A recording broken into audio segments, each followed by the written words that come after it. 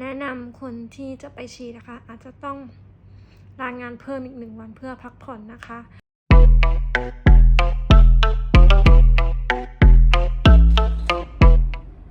สวัสดีค่ะกลับมาพบกันอีกครั้งนะคะที่ช่องหมอยาคาเฟ่ค่ะและดิฉันเภสัชกรหญิงฉายาชยานันท์นะคะ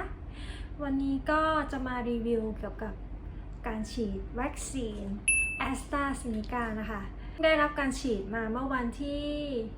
8 มิถุนายนนะคะจริงๆก็ไม่ได้ตั้งใจฉีดอะค่ะบอกว่าวัคซีนนะคะถ้าเปิดขวดแล้วเนี่ยก็คือจะต้องทิ้งไม่สามารถเก็บข้ามคืนข้ามวันได้ใช่ไหมคะแล้วทีเนี้ยคนไข้อะค่ะไม่สามารถที่จะมารับวัคซีนได้ทำให้วัคซีนเหลือทีนี้เขาก็เลยโทรมาตามว่า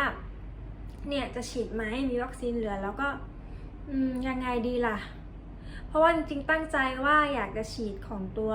โมเดอร์นาที่ลงทะเบียนไว้อะค่ะแต่ทีเนี้ยวัคซีนโมเดอร์นาเนี่ยจะมาประมาณเดือนตุลาใช่ไหมแต่ทีเนี้ยเรา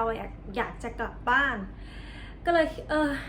ตัดสินใจว่าฉีดไปก่อนไปฉีดประมาณบ่าย 2ซึ่งวัดค่าความดันค่าอะไรก็ปกตินะคะก็เลยได้ฉีดซึ่งหลังจากฉีดเนี่ยอาการแรกเลยก็คือ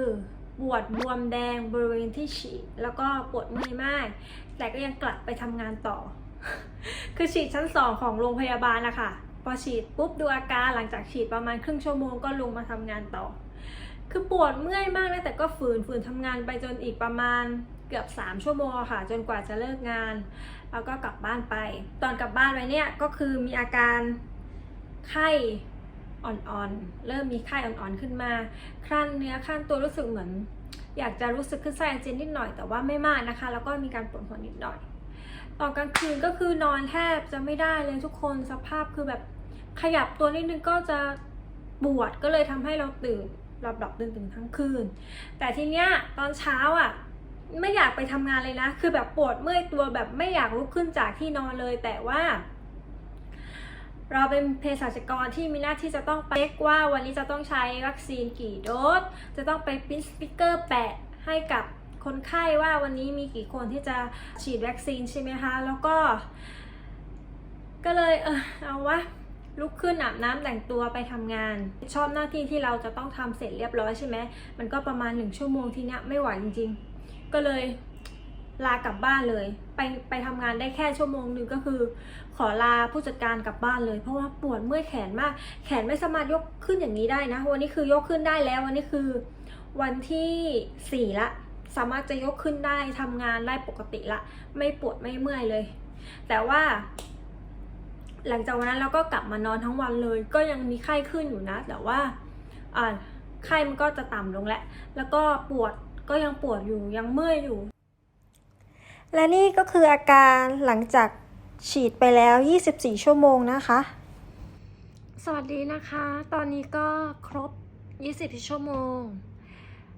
หลังจากที่ได้รับวัคซีนแอสตราเซเนกาเข็มที่1ไปนะคะคือตอนนี้ปวดแขนมากไม่สามารถยกแขนด้านบริเวณที่ฉีดได้เลยไม่สามารถยกขึ้นไปสุดได้นะคะแล้วก็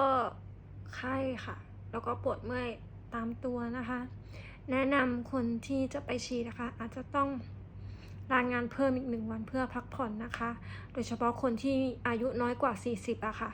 ผลข้างเคียงจากวัคซีนจะค่อนข้างเยอะเลยนะคะแต่พอผ่านไ